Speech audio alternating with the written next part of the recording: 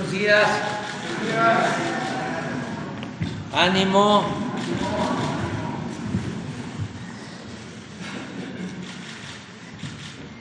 Hoy es miércoles, es un día que se destina a informar sobre quién es quién en las mentiras. Tengo que advertir que es una pequeña muestra, porque la inmensa mayoría de los medios de información, que en realidad son medios de manipulación, están abiertamente en contra de nosotros. Es una guerra sucia de todos los medios de información, con honrosas excepciones. Todos, cadenas de radio completas, la mayoría de los periódicos, los analistas, comentaristas de la televisión, manejo de bots en las redes sociales, la utilización de millones de pesos de procedencia ilegal, incluido dinero del gobierno de Estados Unidos, para atacar al gobierno que represento. Es una guerra mediática. Antes los golpes de Estado los preparaban con guerras mediáticas, los justificaban con guerras mediáticas. El caso de México, más triste y representativo a la vez, fue lo que le hicieron a Francisco I. Madero, con todos los medios en contra, ridiculizándolo, tratándolo de loco, de espiritista. A su hermano le pusieron el apodo de el ojo parado a Gustavo Madero, porque tenía un ojo malo. Y era una campaña de todos los días en contra, con mucho dinero también, de los oligarcas de la época y de los fifís de entonces. Había un fondo que manejaba Limantur, que se le llegó a conocer como el fondo de los reptiles. Es decir, una partida del presupuesto con ese propósito, para subvencionar, se llamaba entonces, lo que ahora se conoce como chayote, a los medios periodistas que mantenían a sueldo, prensa vendida o alquilada. Entonces, algo parecido se está presentando en la actualidad. Y subrayo, repito, hay excepciones honrosas, como siempre. Yo diría que ahora en ese sentido hasta más, porque en el tiempo del Porfiriato, cuando tenían el control absoluto de los medios, era muy difícil hacer periodismo en México. Por eso son héroes Filomeno Mata, Daniel Cabrera, del Diario del Hogar, de El Aguizote, porque les tomaban las imprentas, se las decomisaban y a la cárcel, a la famosa cárcel de Belén. Pero muy pocos, otros tenían que irse a hacer el periodismo desde Estados Unidos, como fue el caso de los Flores Magón, que desde allá hacían el periódico Regeneración y lo mandaban de manera clandestina y se distribuía en los pueblos, en las minas, en las comunidades indígenas. No podían hacer periodismo en México porque se aplicaba la ley fuga. Y en Estados Unidos, que los detenían, podían, con suerte, en aquel entonces, porque también allá las cosas han cambiado mucho, en aquel entonces podían conseguir una libertad condicionada bajo una fianza y eran juzgados por jueces en su mayoría rectos y así entraban pero podían salir. Y acá era perder la vida. Entonces ahora también hay que decir que no es lo mismo, que se puede hacer periodismo en México, no hay que irse a hacer el periodismo a Estados Unidos. Al menos porque el Estado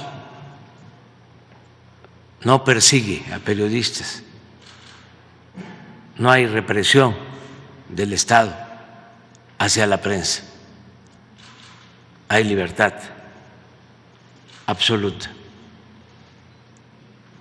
Por eso es esta campaña, porque a nadie se le molesta, se le amenaza, se garantiza el derecho a disentir. Pero sí es importante que la gente sepa que estamos enfrentando esta guerra sucia instrumentada por la mayoría de los medios de manipulación. Es decir a la gente, ojo, mucho ojo, no te dejes engañar, no te dejes manipular, que no logren que te comas diariamente un plato de mentiras cuando estés escuchando la radio, cuando estés escuchando la cadena de radio, ¿cómo es la que se llama la del señor Azcárraga? Radio Fórmula, que abres con Ciro y tienes luego a López Dóriga y luego Cárdenas, ¿cómo se llama? El Pepe Cárdenas. Ese tiene problemas conmigo desde hace 30 años. Me hizo una vez una entrevista en 1988, cuando era yo candidato a gobernador en Tabasco, pero grabada o pregrabada, y nunca la pasó. ¿Quién sabe qué hizo con mi entrevista? Estoy esperando todavía escucharla.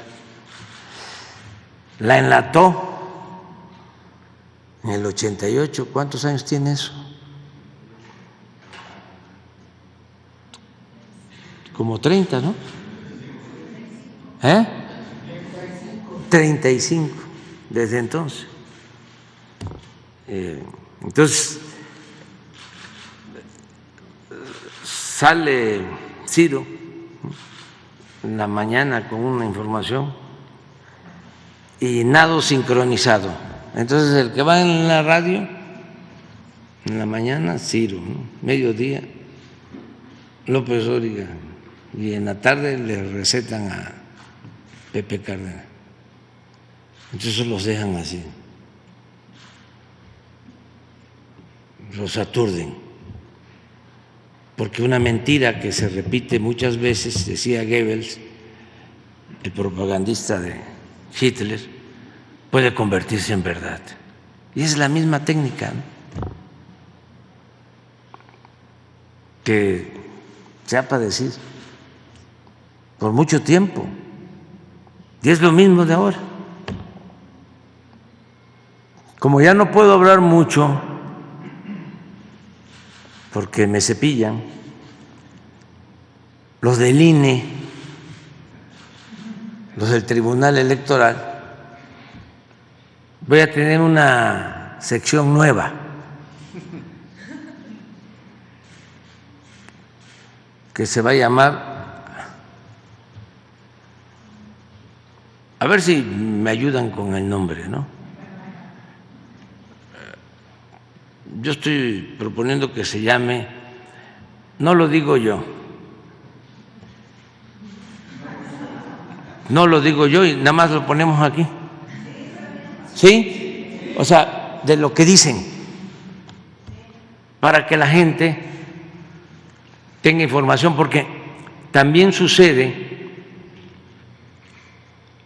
sería importante, hace como 5 días o 6, en El Economista salió una información sobre cuántos mexicanos tienen computadora, cuántos mexicanos tienen acceso al Internet, cuántos mexicanos tienen acceso a la telefonía y cuántos mexicanos tienen acceso a la televisión. Van a ver de que hay muchos que no tienen acceso a los medios o a la información, porque no cuentan con los medios, pues. Aparte de que hay censura, la información es selectiva. Hay una tablita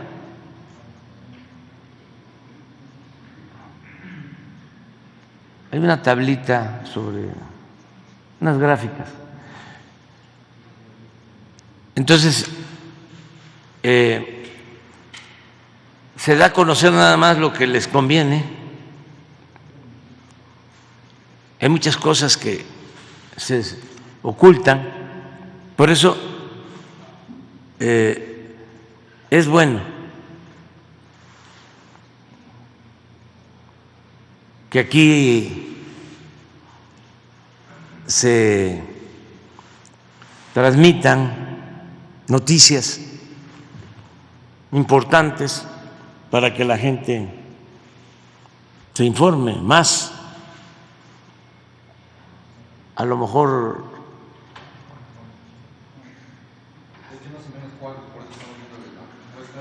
¿El cuadro? No, pero el cuadro lo tiene. Sí, sí es con información del INEGI. Sí. Aquí está, ese es. Mire.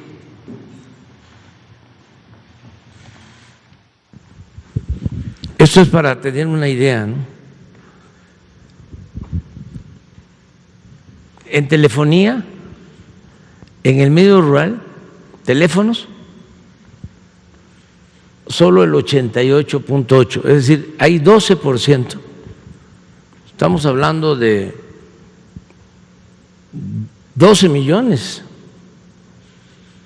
de habitantes que no tienen telefonía en lo rural, y en lo urbano estaríamos hablando como de 3 millones, 4.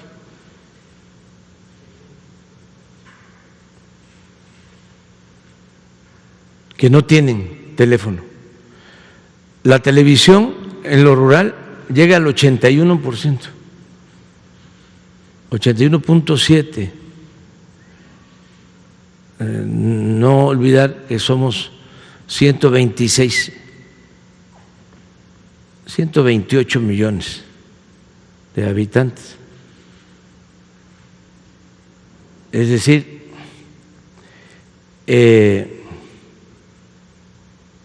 pues son como el 20%, serían como 15, ¿no? No, 25 millones, 24 o 25 millones, que no tienen televisor. En el medio urbano, 93.3 tiene, pero de todas maneras estamos hablando como de 10 millones que no tienen en lo urbano. Internet, no, aquí está, en lo rural, pues estamos hablando de población como de 60 millones.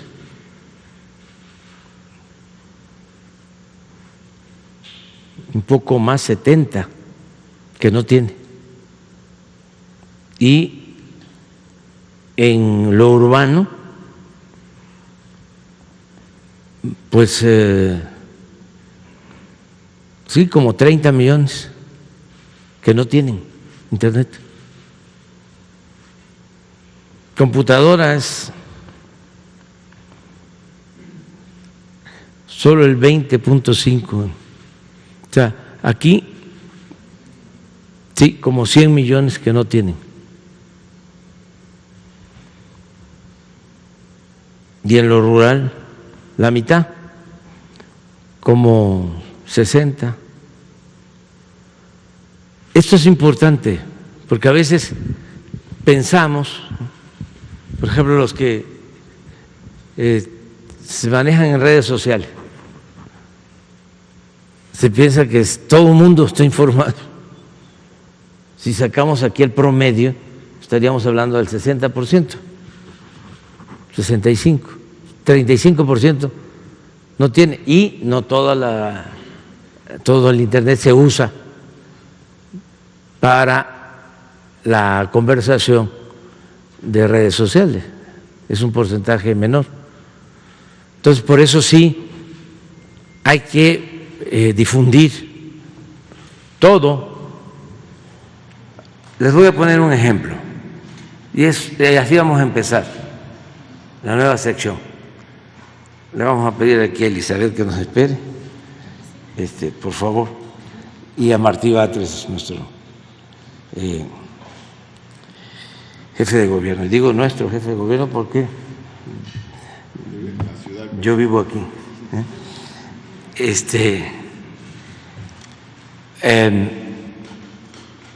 Les voy a poner algo que dijo Fox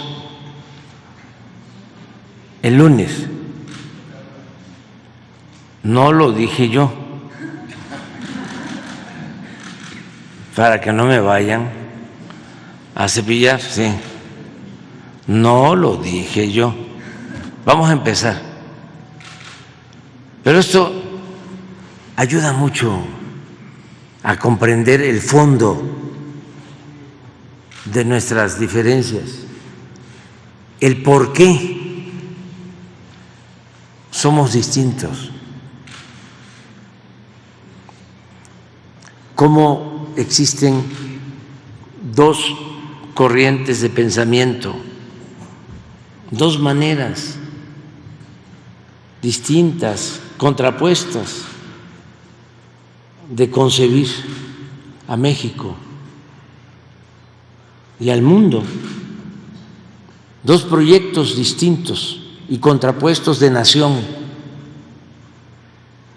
Eso es lo que está en el fondo de todo el debate. Y qué bueno que haya definiciones, quién está con quién, que no haya simulación, toda esta corriente manipuladora que utilizaron en los últimos tiempos de la llamada sociedad civil, de los independientes, de los que no tienen partido,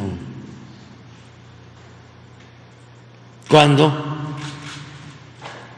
en realidad pues todos tenemos una postura política. Es también falso eso de que no me interesa la política. A ver si ponemos a Bertolt Brecht, sí, del no político.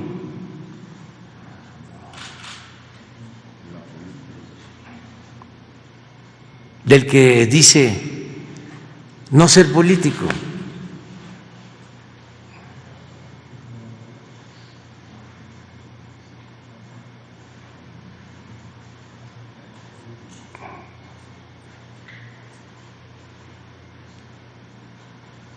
Antes de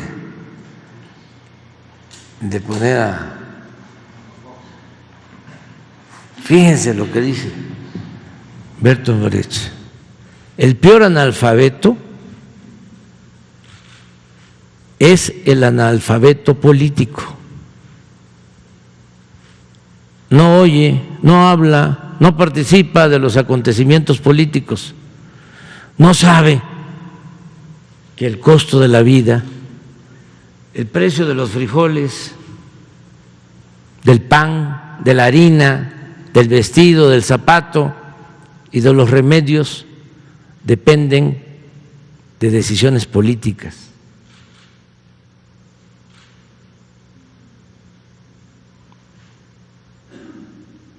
Pero para que la gente no participara, empezaron a decir que no nos interesáramos en la política, que se le diera distancia a todo lo relacionado con la política, que lo mejor era la sociedad civil, los independientes. Puro cuento. Cuando todos, ¿se acuerdan cómo decía Carmen Aristegui que era independiente? Y engañó a muchísima gente de que representaba a la sociedad civil. Representan al conservadurismo, a la derecha, y no hay ningún problema por eso. Lo que está mal es la hipocresía. El decir una cosa y hacer otra, el no ser consecuente.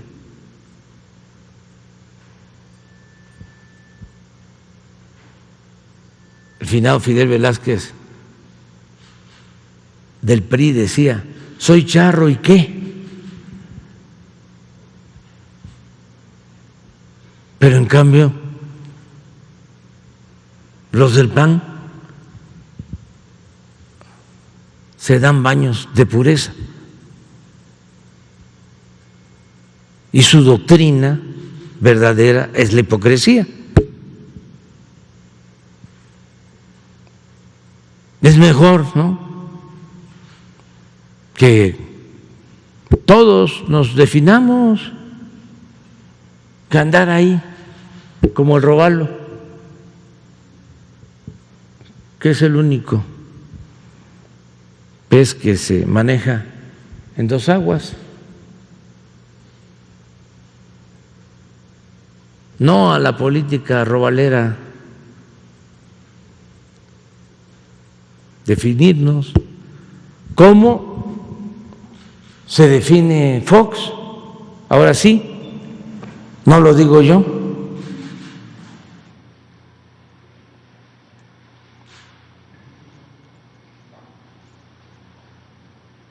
Por cierto, de su pensión, ¿cómo va, don Vicente?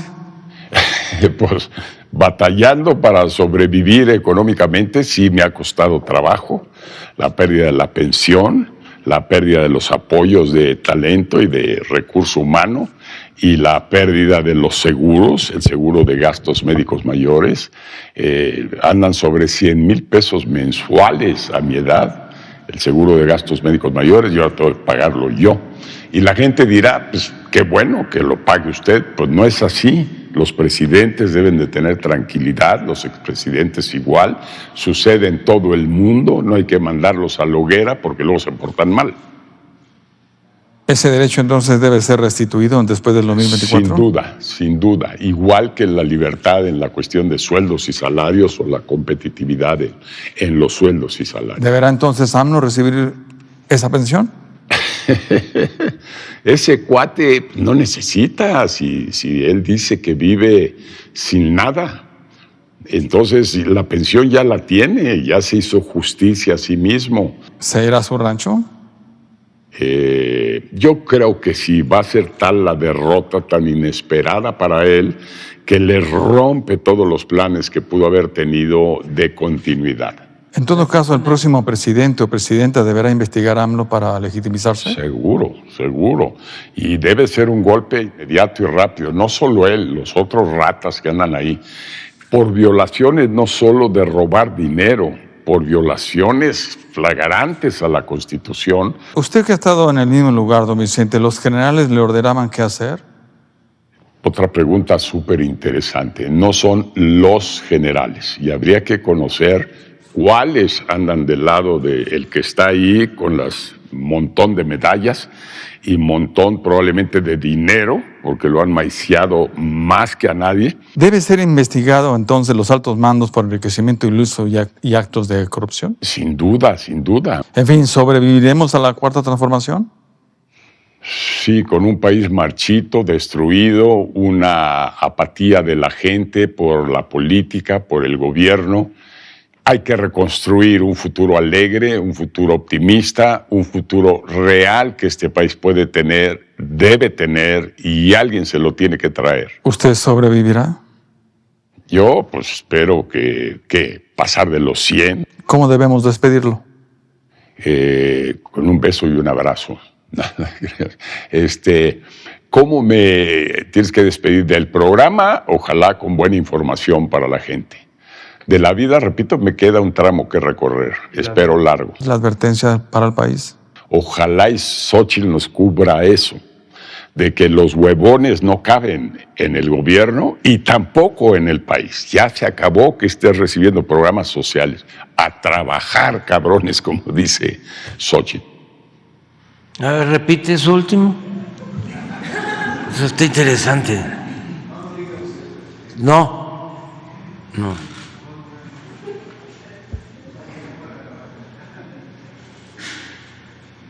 Es que eso es el meollo, pues, del asunto.